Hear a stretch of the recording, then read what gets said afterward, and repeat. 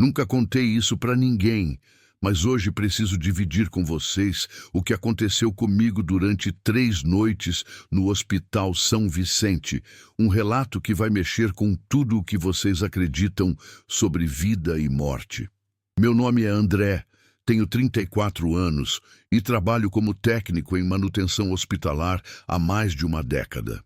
Já passei por hospitais de todos os tipos, desde pequenas clínicas até grandes centros médicos, mas nada, absolutamente nada, me preparou para o que vivi no Hospital São Vicente durante aqueles 3 dias em outubro de 2023. A história que vou contar aconteceu quando fui chamado para uma manutenção de emergência no setor de terapia intensiva. Era um hospital antigo, construído nos anos 50, com corredores longos e estreitos que pareciam se estender infinitamente sob a luz amarelada das lâmpadas fluorescentes. O cheiro característico de desinfetante misturado com algo que eu nunca conseguia identificar completamente impregnava cada canto daquele lugar. Cheguei na segunda-feira, por volta das 18 horas. O sol já estava se pondo, e aquela luz dourada do final da tarde criava sombras estranhas nas janelas altas do prédio principal. O hospital tinha 5 andares, mas meu trabalho se concentraria no 3º andar, onde ficava a UTI. Desde o momento que pisei naquele corredor, senti algo diferente no ar. Era como se uma energia pesada pairasse sobre tudo, uma sensação que fazia os pelos do meu braço se arrepiarem sem motivo aparente. A enfermeira-chefe, Dona Márcia, me recebeu com um sorriso forçado. Era uma mulher de uns 50 anos, cabelos grisalhos, sempre presos em um coque impecável, mas seus olhos carregavam uma expressão de cansaço que ia muito além de uma jornada de trabalho normal. Ela me explicou que o sistema de ar-condicionado da UTI estava apresentando falhas intermitentes há quase uma semana e que precisavam de uma solução urgente. O que me chamou a atenção foi a forma como ela falava baixo, quase sussurrando, mesmo quando estávamos sozinhos no corredor. Perguntei se havia algum paciente em estado crítico que exigisse tanto cuidado com o barulho. E ela apenas balançou a cabeça, me lançando um olhar que não consegui decifrar completamente. O 3º andar do Hospital São Vicente era dividido em 2 alas principais. A ala leste abrigava a UTI geral, com 10 leitos, enquanto a ala oeste tinha a UTI cardíaca, com mais 8 leitos. Entre as 2 alas, um corredor central de aproximadamente 50 metros conectava tudo, com o posto de enfermagem bem no meio. Era nesse corredor que eu passaria a maior parte do meu tempo nos próximos 3 dias. Durante a primeira tarde, enquanto fazia a análise inicial do sistema, comecei a perceber pequenos detalhes que me deixavam inquieto. O barulho constante dos respiradores artificiais criava uma sinfonia mecânica perturbadora, com bips ritmados que pareciam marcar não apenas os batimentos cardíacos dos pacientes, mas também uma contagem regressiva invisível para algo que eu não conseguia compreender. As luzes fluorescentes do corredor piscavam de forma irregular. Inicialmente pensei que fosse um problema elétrico relacionado ao ar-condicionado, mas depois percebi que a oscilação seguia um padrão estranho. 3 piscadas rápidas, seguidas de uma pausa longa. Depois mais 3 piscadas. Sempre o mesmo ritmo, sempre no mesmo trecho do corredor, próximo ao quarto 314.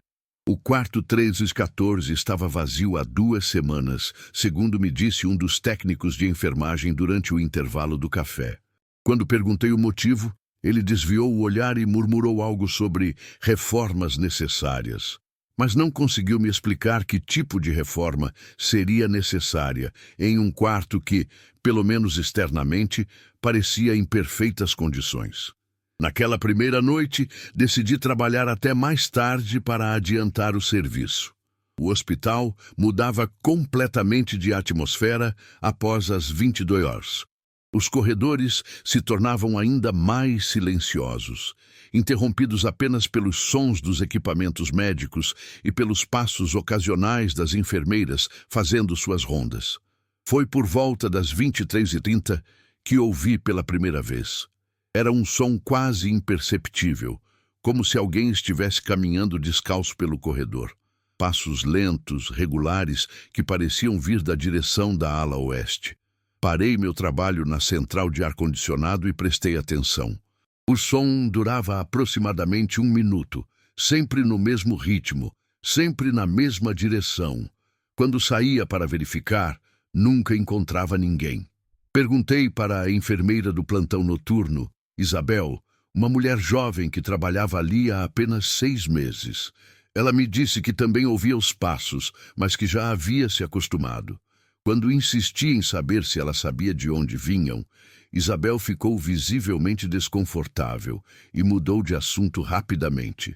A segunda noite foi quando as coisas começaram a ficar realmente estranhas. Eu estava trabalhando na casa de máquinas, um espaço apertado no final do corredor, quando senti uma mudança brusca na temperatura.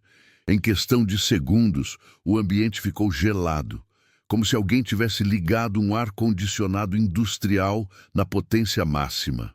Minha respiração começou a formar pequenas nuvens de vapor, e eu podia sentir o frio penetrando através da roupa.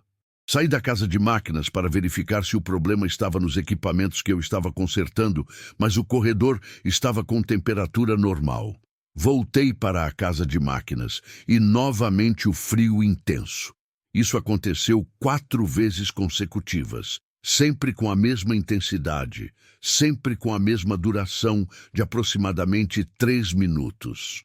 Foi durante uma dessas oscilações de temperatura que vi pela primeira vez uma sombra se movendo no final do corredor, próxima ao quarto 1314. Não era uma sombra comum, projetada por algum objeto ou pessoa. Era uma forma humana, mas sem definição clara, como se fosse feita de fumaça densa.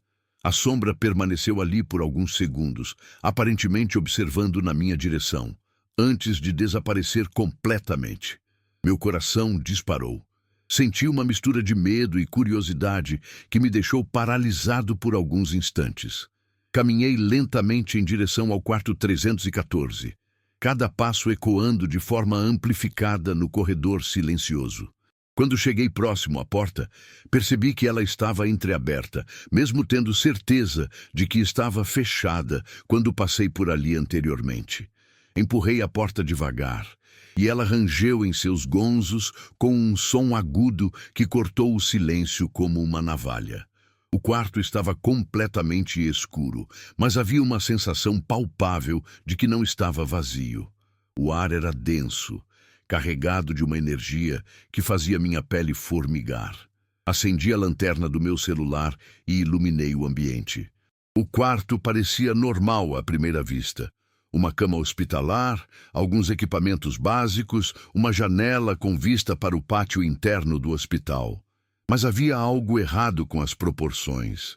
O quarto parecia maior por dentro do que deveria ser, considerando o tamanho que aparentava ter pelo corredor.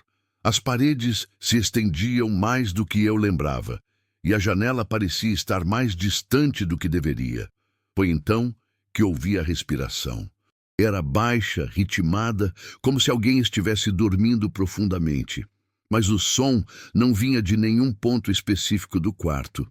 Parecia envolver todo o ambiente, como se as próprias paredes estivessem respirando. Senti meu estômago se contrair e um suor frio começou a escorrer pelas minhas costas. Saí do quarto rapidamente, fechando a porta com mais força do que pretendia. O barulho ecoou pelo corredor inteiro e, por alguns segundos, todos os bips dos equipamentos médicos pareceram sincronizar em um ritmo único e perturbador. Na manhã seguinte, procurei Dona Márcia para perguntar sobre o quarto 314. Ela me disse que o quarto estava interditado para reformas estruturais, mas quando pedi para ver os documentos da obra, ela alegou que estavam arquivados em outro setor e que seria complicado acessá-los naquele momento. Sua expressão, no entanto, me disse muito mais do que suas palavras. Durante o almoço, consegui conversar com José, um funcionário da limpeza que trabalhava no hospital há mais de 20 anos. José era um homem reservado, de poucos sorrisos, mas com uma honestidade brutal que eu respeitava. Quando mencionei o quarto 314, seu rosto mudou completamente. Ele me contou que aquele quarto tinha uma história pesada. 2 anos atrás, uma paciente havia falecido lá em circunstâncias estranhas.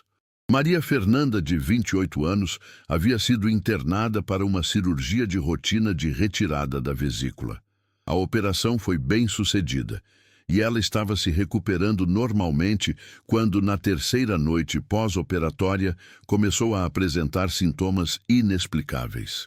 Maria Fernanda começou a falar sozinha, mantendo conversas completas com alguém que ninguém mais podia ver. Dizia que havia uma mulher idosa sentada na cadeira ao lado da cama, que ficava lhe fazendo companhia e contando histórias de quando o hospital ainda era uma casa de repouso para idosos, décadas atrás. O mais perturbador era que Maria Fernanda descrevia detalhes precisos sobre a história do edifício, que ela não tinha como saber. Os médicos atribuíram os episódios aos efeitos colaterais da anestesia e dos medicamentos pós-operatórios.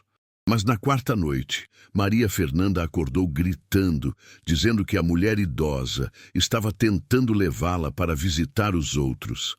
Ela repetia incessantemente que não queria ir, que ainda não era sua hora, que tinha uma filha pequena esperando por ela em casa. Aumentaram a sedação, mas Maria Fernanda continuava agitada, mesmo inconsciente. Seus sinais vitais oscilavam drasticamente sem qualquer explicação médica. Na quinta noite, às 13h47 da manhã, ela teve uma parada cardiorrespiratória súbita. Os médicos tentaram reanimá-la por quase 40 minutos, mas não conseguiram trazê-la de volta. O que mais perturbou José foi o que aconteceu nos minutos finais. Mesmo com o coração parado e os aparelhos indicando morte cerebral, Maria Fernanda abriu os olhos e olhou diretamente para a cadeira ao lado da cama. Seus lábios se moveram como se estivesse dizendo algo, mas nenhum som saiu. Então, ela sorriu de uma forma que José descreveu como pacífica, mas assombrada, e fechou os olhos definitivamente. Depois disso, coisas estranhas começaram a acontecer no quarto 314. Enfermeiras relatavam que a temperatura do ambiente mudava drasticamente sem motivo. Alguns pacientes que eram transferidos para lá começavam a ter pesadelos vívidos sobre uma mulher idosa que queria levá-los para conhecer outras pessoas. Equipamentos funcionando perfeitamente começavam a apresentar falhas inexplicáveis apenas naquele quarto. A administração do hospital decidiu interditar o quarto temporariamente, alegando necessidade de reformas. Mas José me confessou que não havia reforma alguma planejada. Eles simplesmente não conseguiam mais usar o quarto sem que acontecessem intercorrências estranhas. Aquela informação me deixou profundamente inquieto, mas também intensificou minha curiosidade. Durante a tarde da terça-feira, enquanto trabalhava no sistema de ventilação, não conseguia tirar a história de Maria Fernanda da cabeça. Comecei a prestar mais atenção nos detalhes do ambiente, procurando por sinais dos fenômenos que José havia descrito. Por volta das 16 horas, enquanto testava um dos dutos de ar próximo ao quarto 314, ouvi claramente o som de uma conversa vinda de dentro do quarto. Eram 2 vozes femininas, uma mais jovem e outra mais idosa, mantendo um diálogo calmo e baixo. Não conseguia distinguir as palavras, mas o tom era de uma conversa íntima, como entre pessoas que se conhecem há muito tempo. Aproximei-me da porta e encostei o ouvido na madeira. As vozes ficaram mais claras. A voz jovem parecia estar contando sobre sua filha, mencionando algo sobre escola e uma apresentação de dança. A voz idosa respondia com conselhos carinhosos, falando sobre a importância de aproveitar cada momento com os filhos. Minha primeira reação foi de alívio. Devia ser alguma enfermeira ou médica conversando com uma paciente que havia sido transferida para o quarto sem meu conhecimento. Mas quando olhei pela pequena janela da porta, o quarto estava completamente vazio e às escuras. As vozes continuaram por mais alguns minutos e eu permaneci ali, grudado na porta, tentando entender de onde vinham. Gradualmente, a conversa foi diminuindo de intensidade até se tornar um sussurro quase imperceptível. Então, silêncio total. Abri a porta devagar e acendi a luz. O quarto estava exatamente como eu havia deixado na noite anterior.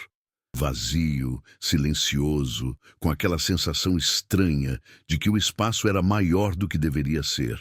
Mas desta vez, havia algo diferente. A cadeira ao lado da cama, que eu lembrava de estar encostada na parede, agora estava posicionada próxima à cama, como se alguém tivesse acabado de se levantar dela. Senti um arrepio percorrer minha espinha. Aproximei-me da cadeira e passei a mão no assento. Estava morno, como se alguém realmente tivesse estado sentado ali recentemente. O tecido ainda mantinha uma leve depressão, moldada pelo formato de um corpo. Foi nesse momento que senti pela primeira vez a presença de forma mais intensa. Era como se alguém estivesse de pé logo atrás de mim, observando cada movimento que eu fazia. O ar ficou denso, carregado de uma energia que fazia meu coração acelerar. Virei-me lentamente, mas não havia ninguém ali. Porém, a sensação de ser observado não desapareceu. Pelo contrário, ficou mais forte. Era como se olhos invisíveis estivessem me estudando, avaliando minhas intenções, decidindo se eu representava algum tipo de ameaça ou se era apenas mais um visitante ocasional daquele espaço. Saí do quarto rapidamente, mas a sensação de ser seguido permaneceu comigo pelo resto da tarde.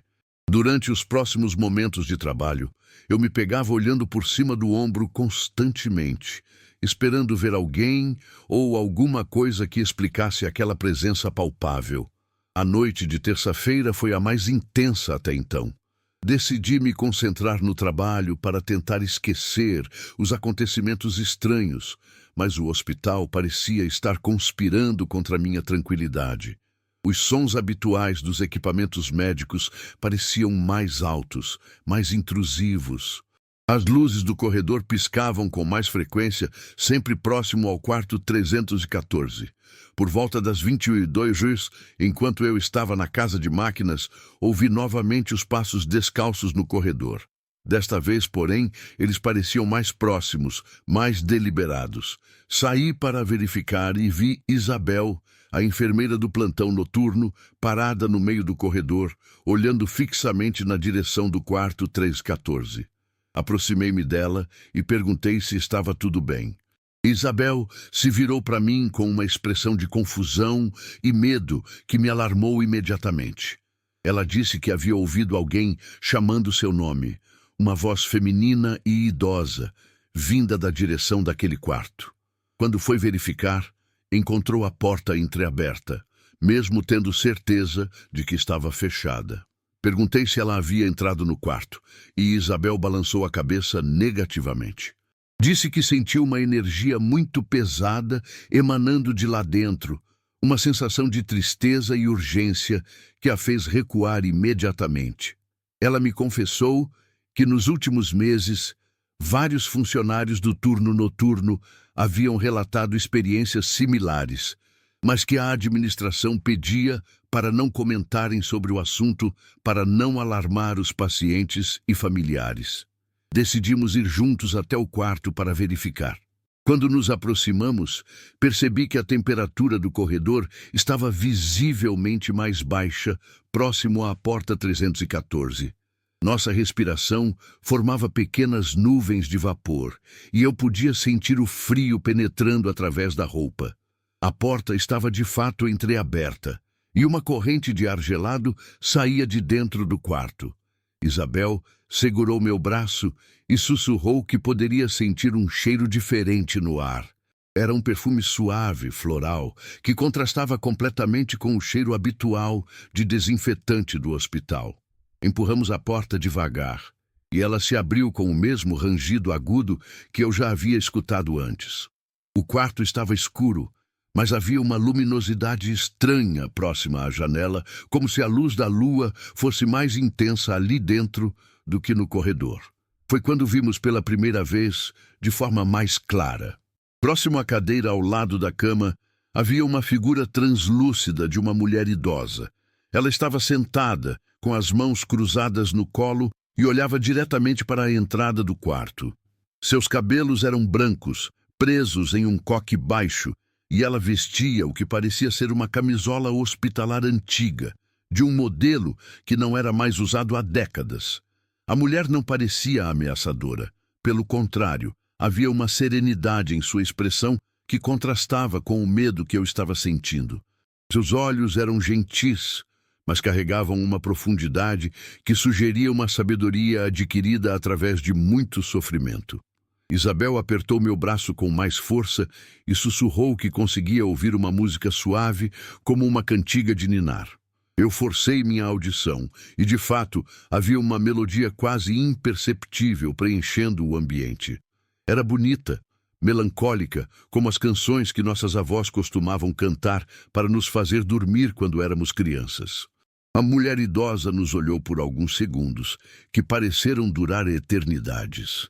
Então, ela sorriu de forma maternal e acenou levemente com a cabeça, como se estivesse nos cumprimentando ou nos agradecendo por alguma coisa. Depois, sua figura começou a se desvanecer gradualmente, tornando-se cada vez mais transparente até desaparecer completamente. O frio intenso desapareceu imediatamente, e o cheiro de perfume foi substituído novamente pelo odor habitual de desinfetante. Isabel e eu ficamos ali parados, tentando processar o que havíamos acabado de presenciar.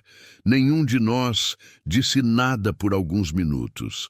Finalmente, Isabel quebrou o silêncio, sussurrando que nunca havia visto nada assim antes, apesar de ter ouvido histórias de outros funcionários. Ela me disse que a mulher idosa não parecia malévola, mas que havia uma tristeza profunda em sua presença, como se ela estivesse presa ali por algum motivo que não conseguíamos compreender. Voltamos para o posto de enfermagem em silêncio. Isabel preparou um café para nós dois e ficamos conversando sobre o que havia acontecido. Ela me contou que havia ouvido rumores de que o hospital havia sido construído sobre um antigo asilo para idosos que funcionou no início do século XX. Muitas pessoas haviam morrido ali, sozinhas e esquecidas por suas famílias. Essa informação me fez pensar na história que Maria Fernanda havia contado antes de morrer, sobre a mulher idosa que falava sobre os tempos em que o hospital era uma casa de repouso. Talvez houvesse uma conexão entre as duas histórias. Talvez a presença que estávamos sentindo fosse de alguém que havia passado seus últimos anos naquele lugar há muito tempo.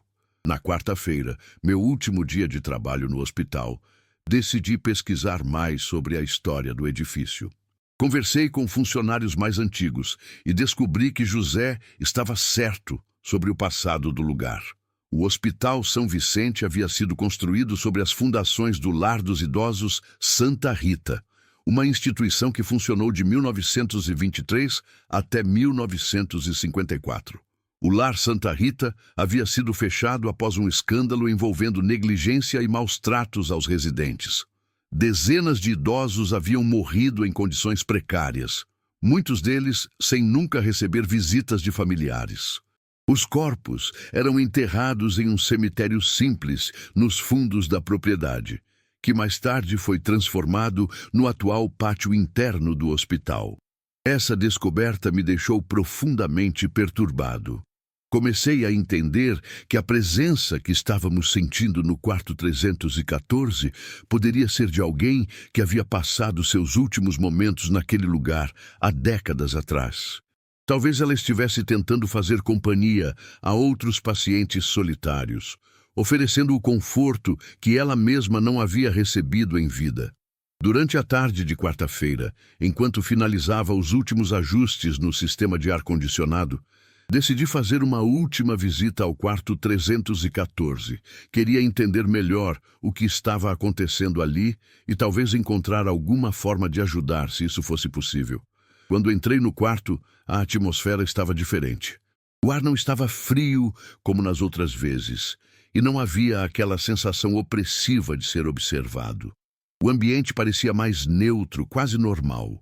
Sentei-me na cadeira ao lado da cama e fiquei ali por alguns minutos, tentando sentir qualquer tipo de presença. Foi então que ouvi novamente a voz da mulher idosa, mas desta vez ela parecia estar falando diretamente comigo. Sua voz era suave, maternal, e carregava um sotaque que eu não conseguia identificar completamente.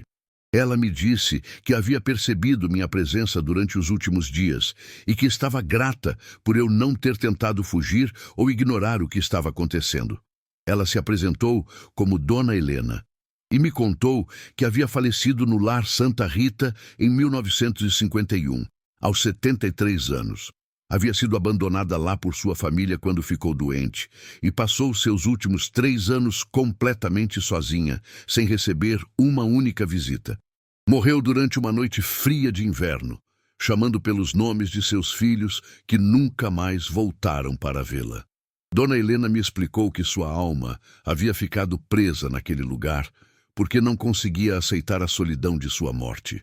Durante décadas, ela tentou fazer companhia a outros pacientes que ficavam sozinhos, especialmente aqueles que pareciam estar com medo ou confusos. Maria Fernanda havia sido uma das pessoas que ela tentou ajudar, mas o resultado havia sido trágico. A voz de Dona Helena ficou mais triste quando ela me contou que não havia conseguido ajudar Maria Fernanda da forma que pretendia. Sua presença havia assustado a jovem mãe ao invés de consolá-la, e ela se sentia responsável pela piora de seu estado de saúde. Desde então, ela havia se tornado mais cautelosa, aparecendo apenas quando sentia que sua presença poderia realmente ser bem-vinda. Perguntei a Dona Helena se havia algo que eu poderia fazer para ajudá-la, alguma forma de trazer paz para sua alma. Ela ficou em silêncio por alguns instantes, e então me disse que a única coisa que realmente desejava era saber que não havia sido completamente esquecida, que alguém se lembrava de que ela havia existido e que havia tentado ser uma boa pessoa durante sua vida. Prometi a Dona Helena que não esqueceria dela e que contaria sua história para outras pessoas, para que sua memória não se perdesse completamente. Senti uma sensação de alívio e gratidão preenchendo o ambiente, como se um peso invisível estivesse sendo retirado do quarto. Dona Helena me agradeceu e me disse que finalmente se sentia pronta para seguir em frente. Ela mencionou que podia ver uma luz suave chamando por ela e que havia outras pessoas esperando do outro lado. Pessoas que também haviam sido esquecidas em vida, mas que agora poderiam encontrar paz juntas. Senti uma brisa suave passar pelo quarto, carregando consigo o mesmo perfume floral que Isabel e eu havíamos sentido na noite anterior. A temperatura permaneceu normal, mas havia uma sensação de serenidade no ar que me tranquilizou profundamente. Despedi-me de Dona Helena, desejando que encontrasse a paz que havia procurado por tanto tempo. Não ouvi sua voz novamente, mas senti uma presença calorosa me envolvendo por alguns segundos, como um abraço maternal de despedida. Saí do quarto pela última vez e fechei a porta com cuidado. Quando me virei para caminhar pelo corredor, notei que as luzes fluorescentes não estavam mais piscando. O ambiente parecia mais leve, como se uma energia pesada tivesse sido finalmente liberada. Terminei meu trabalho no hospital no final daquela tarde. Quando me despedi de Dona Márcia, ela comentou que estava impressionada com o resultado do meu serviço, não apenas pela eficiência do sistema de ar-condicionado, mas porque o hospital inteiro parecia mais tranquilo desde que eu havia chegado.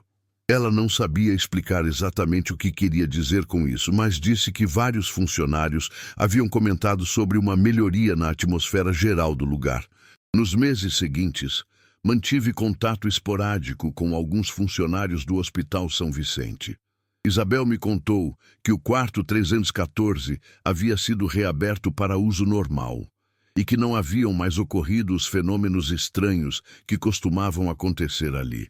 Os pacientes que ficavam naquele quarto não relatavam mais pesadelos ou sensações desconfortáveis. José me disse que as luzes do corredor pararam de piscar e que os passos misteriosos não eram mais ouvidos durante os plantões noturnos. O hospital havia voltado a ter a atmosfera normal de uma instituição médica, sem aquela energia pesada que pairava especialmente no terceiro andar. Às vezes, ainda penso em Dona Helena e me pergunto se ela realmente encontrou a paz que procurava. Acredito que sim. Acredito que às vezes as almas ficam presas não por raiva ou vingança, mas simplesmente por solidão e pelo medo de serem esquecidas completamente. Minha experiência no Hospital São Vicente me ensinou que existem mistérios neste mundo que vão além da nossa compreensão, mas que nem sempre são malignos. Às vezes, são apenas almas perdidas procurando por conexão, por lembrança, por um último ato de compaixão antes de seguirem para o descanso eterno. Nunca mais tive experiências sobrenaturais tão intensas quanto aquelas 3 noites, mas carrego comigo a memória de Dona Helena e sua história. De vez em quando visito cemitérios antigos e deixo flores em túmulos que parecem abandonados, na esperança de que outras almas esquecidas saibam que alguém ainda se lembra delas. O Hospital São Vicente continua funcionando normalmente, salvando vidas e cuidando de pessoas que precisam de ajuda médica. Mas eu sei que há uma história oculta naquelas paredes, uma história de solidão e redenção que poucos conhecem. E sempre que passo por hospitais antigos durante meu trabalho, presto atenção aos sinais, procurando por outras almas que podem estar precisando apenas de alguém que as escute e as lembre. A morte, descobri, nem sempre é o fim da história. Às vezes, é apenas o início de uma busca por paz, por compreensão, por uma última chance de fazer a diferença na vida de alguém. E se formos sensíveis o suficiente para perceber esses sinais, podemos ser os instrumentos dessa paz tão procurada. Esta é minha história, e prometo que cada palavra dela é verdadeira. Sei que muitos podem não acreditar, e tudo bem, mas para aqueles que já sentiram presenças inexplicáveis, que já ouviram vozes vindas de lugares vazios, que já perceberam energias que não conseguem compreender, saibam que vocês não estão sozinhos. Há mais mistérios neste mundo do que podemos imaginar, e nem todos eles são assustadores. Alguns são apenas tristes, solitários, esperando por alguém que tenha coragem suficiente para estender a mão e oferecer um pouco de compaixão. Se você já viveu alguma experiência sobrenatural parecida, ou se conhece histórias similares, deixe seu comentário aqui embaixo. Quero muito saber suas experiências e talvez possamos ajudar outras pessoas a entenderem que nem sempre o inexplicável é algo a ser temido. Curta este vídeo se a história te tocou de alguma forma. Compartilhe com quem você acha que precisa ouvir esta mensagem. E se inscreva no canal para mais relatos reais como este. Sua interação é fundamental para que eu possa continuar compartilhando estas experiências que nos fazem refletir sobre os mistérios da vida e da morte. E lembrem-se, às vezes, a coisa mais assombrada em um lugar não é um fantasma vingativo, mas uma alma solitária que apenas quer ser lembrada. Obrigado por me acompanharem até aqui e até a próxima história.